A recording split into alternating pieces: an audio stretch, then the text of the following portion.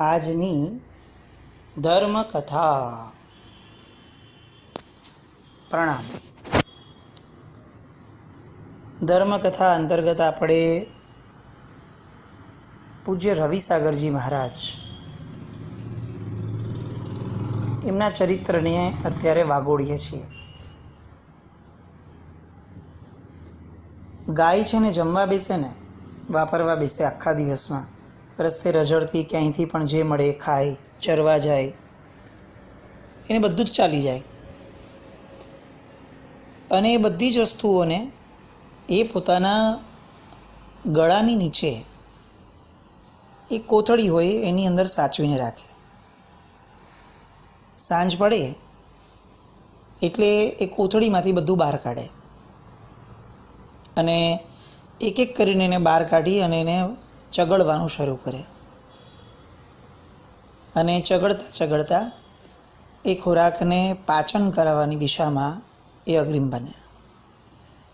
આ જે એણે ચગડ્યું અને પછી જે પાચન કર્યું, બીજા દિવસે સવારે એમાંથી દૂધ મળે. આ આખી પ્રક્રિયાને આપણી પરંપરામાં વાગોળવાની પ્રક્રિયા કીધી. આપણે અત્યારે ધર્મકથા અંતર્ગત પાઠ પરંપરા અને ઉત્તમ પુરુષોને વાગોળીએ છીએ. એ લોકો તો પોતાનું કાર્ય કરી અને પોતાના નિર્ધારિત સ્થાને, જે એમની ઈચ્છા હતી એવા સ્થાને પહોંચી ગયા હશે, પણ આપણને બહુ મન થાય છે કે આપણે એને સતત મમડાવી રાખીએ.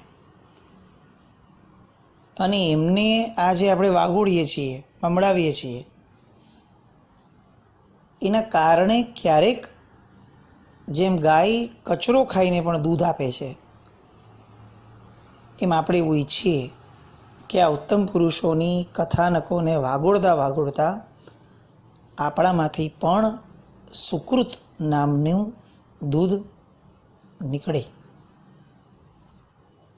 આપણી દિશા બદલાય. ભલે આંશિક ચાલશે, પણ બદલાય. કારણ કે પરિવર્તન વગર મનુષ્ય ભાવમાંથી પાછા જવું એ તો બહુ નબળું ગણાશે.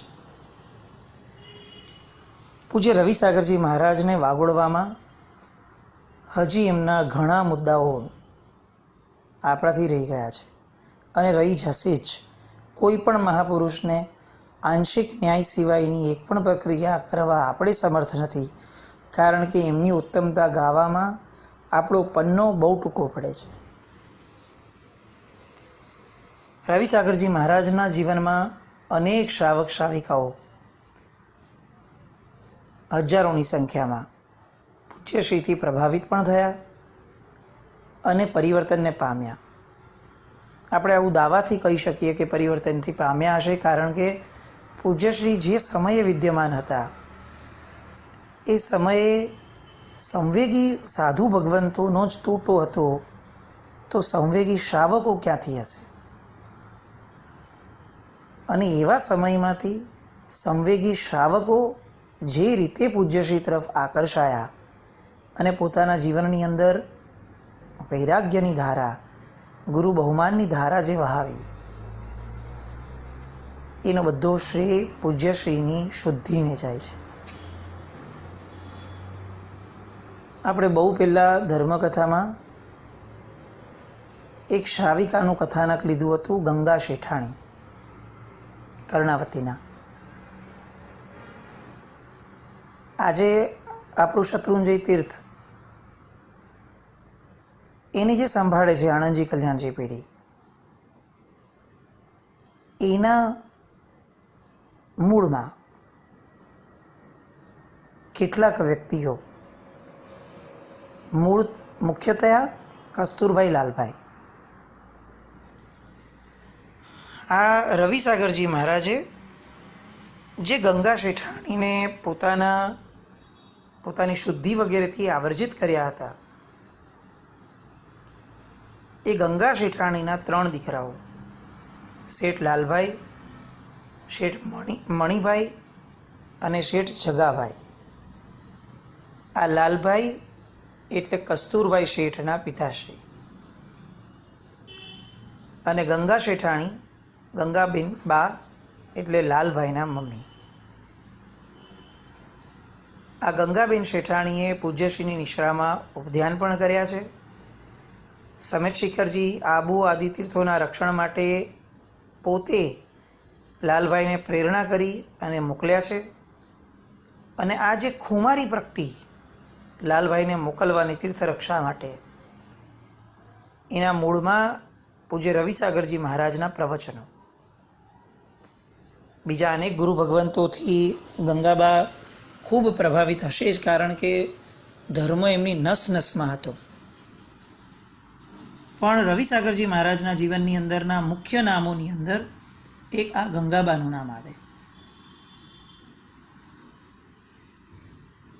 દલપતભાઈ ભગુભાઈ એટલે આ લાલભાઈના પિતાશ્રી, તેઓ પણ ખૂબ શ્રદ્ધાવાન શ્રાવક અને રવિસાગરજી મહારાજ સાહેબ પ્રત્યે પણ શુભતા ધરાવનારા. આ એક દલપતભાઈ ભગુભાઈને સિદ્ધાચલ ગિરિરાજ ઉપર એટલો બધો રાગ હતો કે એમણે રવિસાગરજી મહારાજની સાથે સિદ્ધાચલજીની દેખરેખ આદિના કાર્યોની અંદર હજી શું થઈ શકે અને આપણે સિદ્ધાચલજીને કઈ રીતે ભક્તિની દિશામાં સંઘને જોડી શકીએ, એવી અનેકવિધ વાતો પૂજ્યશ્રી સાથે બેસતા, લાંબા લાંબા સત્સંગો કરતા, એમાં આ વિષયને ચર્ચતા, જેનો વારસો લાલભાઈ, કસ્તુરભાઈ, આ બધા શેઠોની અંદર પણ આવ્યો. પૂજ્ય રવિસાગરજી મહારાજના સાધુ ભગવંતોમાં મુખ્યતયા પૂજ્ય હીરસાગરજી મહારાજ, પૂજ્ય રત્નસાગરજી મહારાજ, પૂજ્ય ખેમસાગરજી મહારાજ, પૂજ્ય શાંતિસાગરજી મહારાજ, પૂજ્ય ગુણસાગરજી મહારાજ, પૂજ્ય મણિસાગરજી મહારાજ, પૂજ્ય કલ્યાણસાગરજી મહારાજ, પૂજ્ય વિનીતસાગરજી મહારાજ, પૂજ્ય ઉમેદસાગરજી મહારાજ, પૂજ્ય વિવેકસાગરજી મહારાજ, પૂજ્ય ભાવસાગરજી મહારાજ અને પૂજ્ય સુખસાગરજી મહારાજ. પૂજ્ય રવિસાગરજી મહારાજ સાહેબે કેટલાક સાધ્વીજી ભગવંતોને, શ્રાવિકાઓને પણ દીક્ષા આપી હતી, જેમાં સાધ્વીજી ભગવંત શ્રી દાનશ્રી, શ્રી શિવશ્રી, શ્રી હેતશ્રી, શ્રી રત્નશ્રી અને શ્રી હર્ષશ્રી આદિ બીજા પણ કેટલાક સાધ્વીજી ભગવંતોને પૂજ્યશ્રીના વરદ હસ્તેથી દીક્ષાઓ પ્રાપ્ત થઈ છે. સાહેબના શિષ્યો બધા ટકોરા બંધ તૈયાર થયા હતા, અને એટલે એક એક શિષ્યોના ગુણગાન ગાવા બેસીએ તો આપણું મોઢું, હૃદય, સમય બધું જ ભરાય છે. આવા અનેક સાધુ ભગવંતોમાંથી એક સાધુ ભગવંત સુખસાગરજી મહારાજ, એમના છેલ્લા શિષ્ય. આ સુખસાગરજી મહારાજ એટલે આપણે જેમના ચરિત્ર તરફ આગળ વધવાનું છે, પૂજ્ય બુદ્ધિસાગરજી મહારાજ, એમના ગુરુ ભગવંત.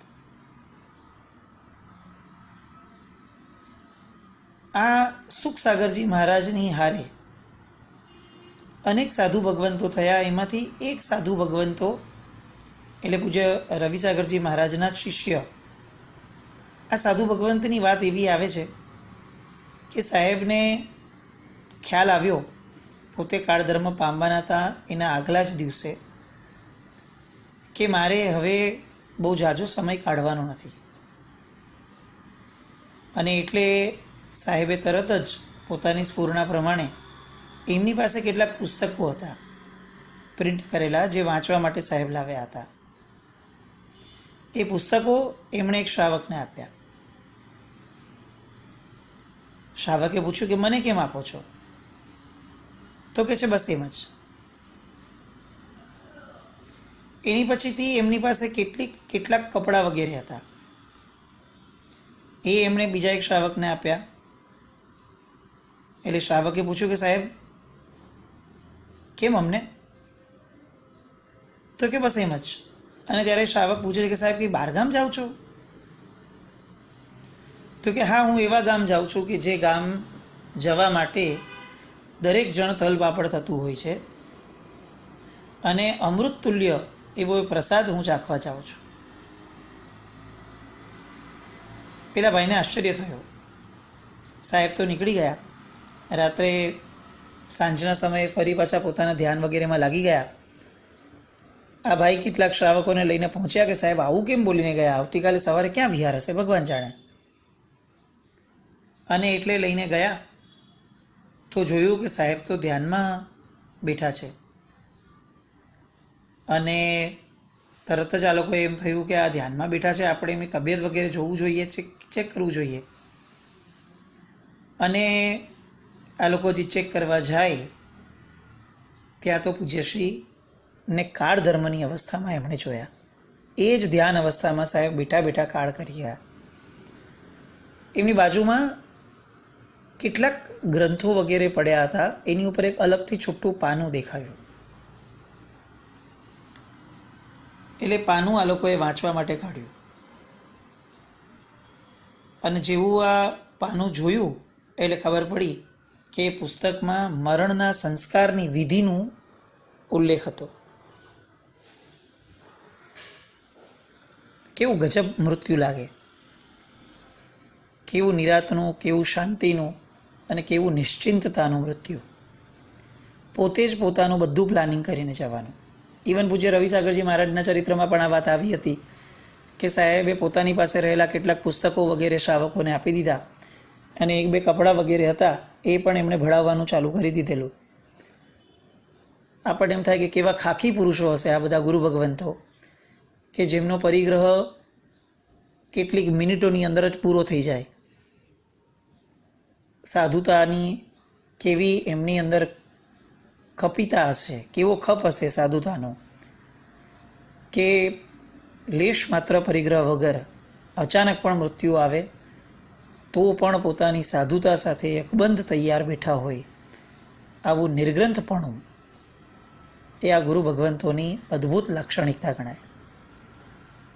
આજે મહાત્માની આપણે વાત કરી કે એમણે જીવનની અંદર પોતાના મૃત્યુ સમયને આટલું સરસ રીતે કંડાર્યું. એ ગુરુ ભગવંત એટલે પૂજ્ય રવિસાગરજી મહારાજના શિષ્ય પૂજ્ય હીર સાગરજી મહારાજ.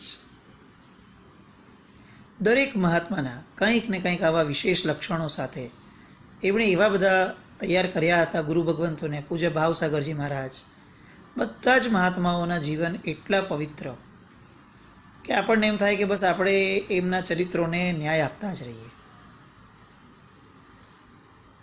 એમના પટ્ટા અલંકાર એવા સુખસાગરજી મહારાજ એટલે એમનું પ્રતિબિંબ. પૂજ્યશ્રીના જીવનની અંદર જ્યારથી સુખસાગરજી મહારાજની દીક્ષા થઈ ત્યારથી લઈને સેવાનું કાર્ય જે છે વયાવચનું એ આખું ને આખું પૂજ્ય સુખસાગરજી મહારાજે સંભાળેલું. એવું કહેવાય છે કે પૂજ્યશ્રી ગોચરી લાવતા અને પૂજ્ય રવિસાગર મહારાજને વપરાવતા. એ પછીથી રવિસાગરજી મહારાજ વાપરી લે, પછી જે બચે અથવા અગર બચે તો એ વાપરવું એવો એમનો નિયમ હતો. ન બચે તો વગર પચકાણે પણ એ ત્યાગ કરી લેતા હતા. કારણ કે સૌથી મોટું પચખાણ એક શિષ્ય માટે પોતાના ગુરુનો આનંદ છે.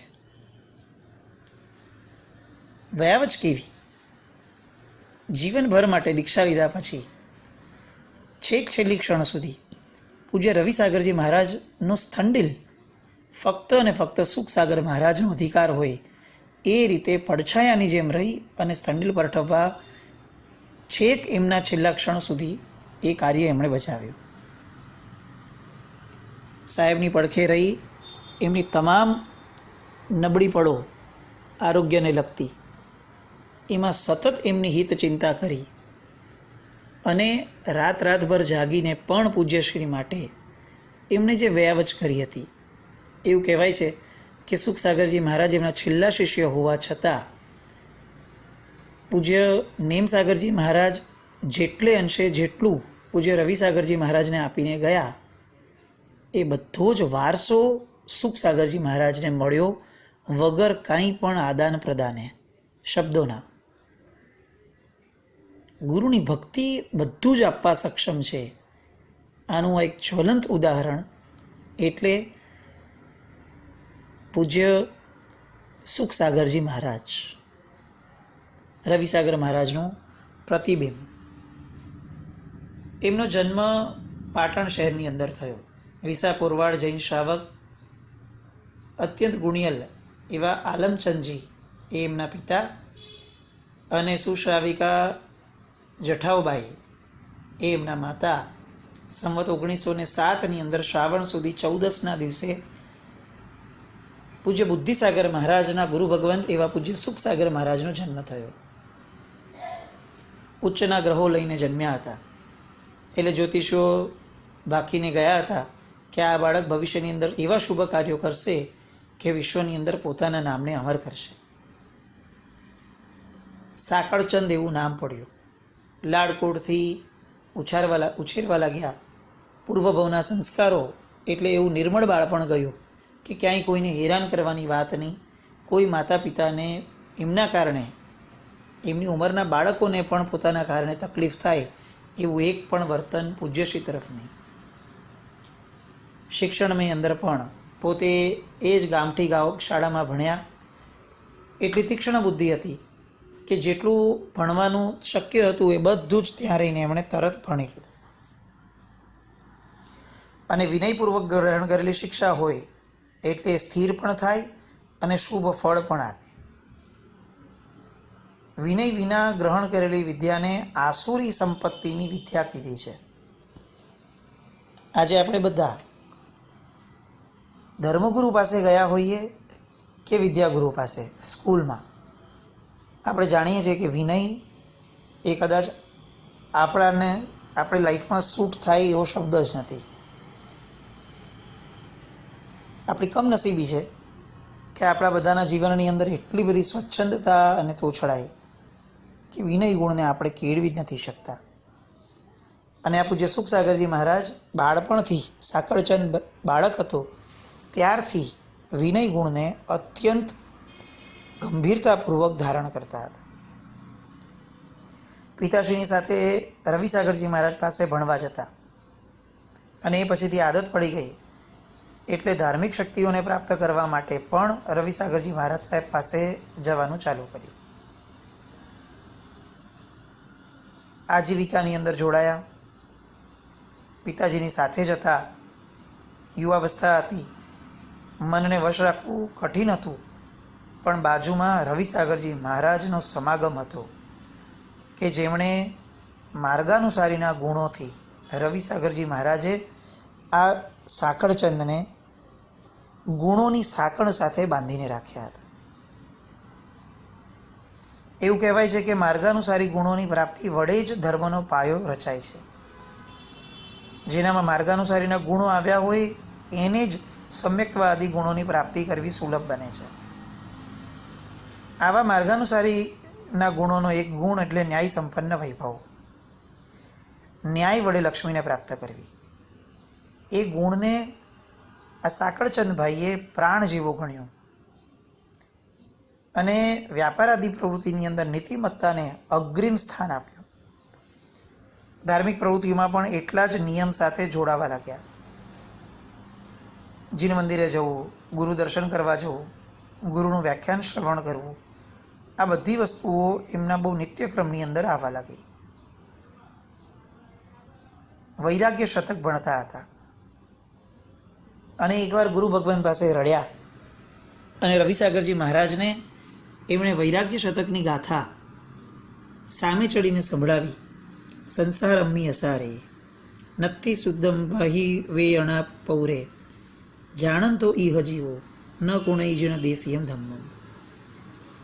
જીવ જાણે છે કે સંસાર અસાર છે, પરમાત્માનો ધર્મ એ જ આચરવા યોગ્ય છે, અને તેમ છતાં સાહેબ મારામાં એવો દ્રઢ વૈરાગ્ય જાગતો નથી.